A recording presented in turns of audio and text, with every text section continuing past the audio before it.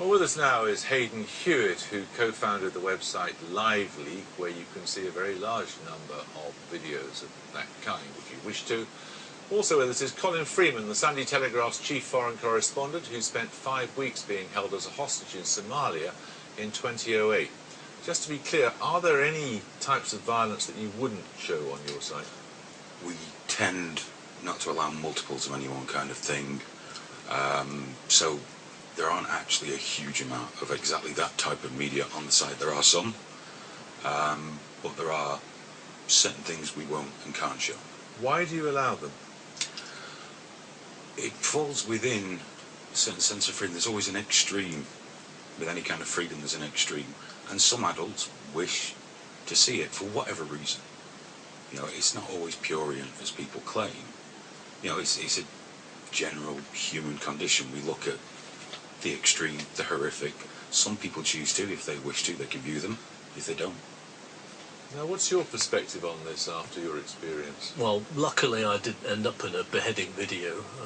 People who took me weren't that kind of people, but many people have done.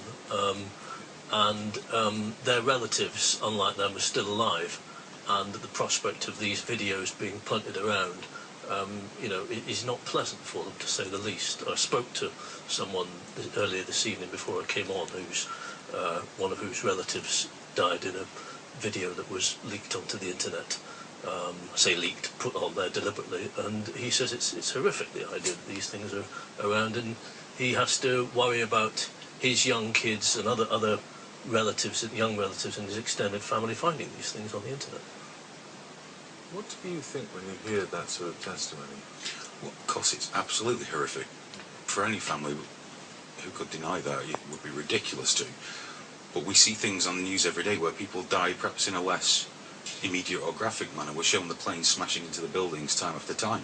There's families out there hurt by this all the time. But you don't see beheadings on television because it's regulated. Yeah, because there's a limit what television allows. Death's okay as long as it's perhaps a little more impersonal, a little less graphic, and that's understandable. I mean, I'm an advocate for responsible titling, for information, for trying to ensure, you know, people know what they're going to see.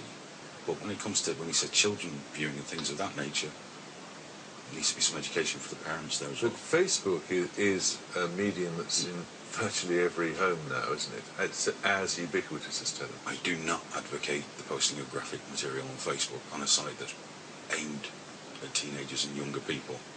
I most assuredly do not support graphic media on Facebook.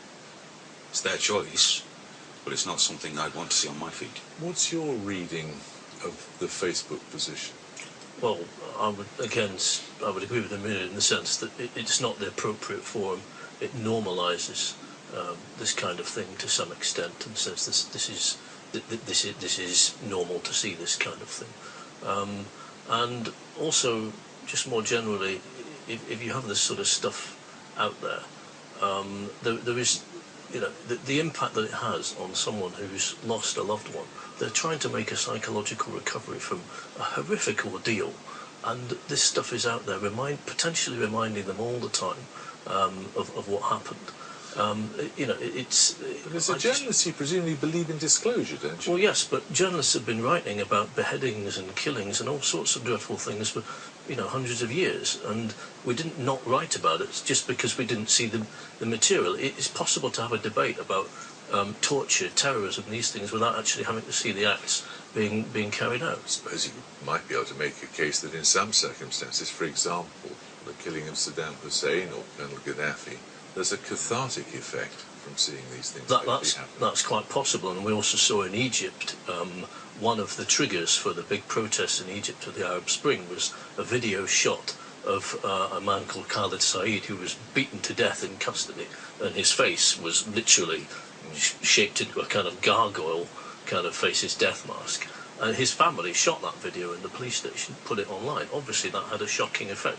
Context is everything to some extent, but when you're putting a hostage video on, someone being beheaded, the only person who originally intended that video to go out is the terrorists themselves. You're doing their bidding by disseminating it. That's what they want. It causes terror amongst the people who've seen it, and terror amongst anyone else that is directed. What do you make of that? the actual effect of those videos. I'm not saying that so much. No, I mean in terms the, of the man who's being beheaded clearly has no desire to see the video posted anywhere. But the horrible irony, in a way humorous, is that the releasing of these videos, because remember, we only seem to care in the West, in truth, when they're killing Westerners. It was the release of those videos and the reaction to them, which is why they pretty much stopped from that region of the world. It was totally counterproductive to them. I'm not saying it's a good thing people were beheaded, but it was a counterproductive act on their part. It worked against what they wanted to achieve anyway. There's some truth in that, but it didn't stop them happening. And, you know, one or two Al-Qaeda groups may have said that didn't work, but it hasn't stopped that kind of stuff going on. We certainly don't see anything like it was 2005, 2007. Okay, thank you both very much indeed.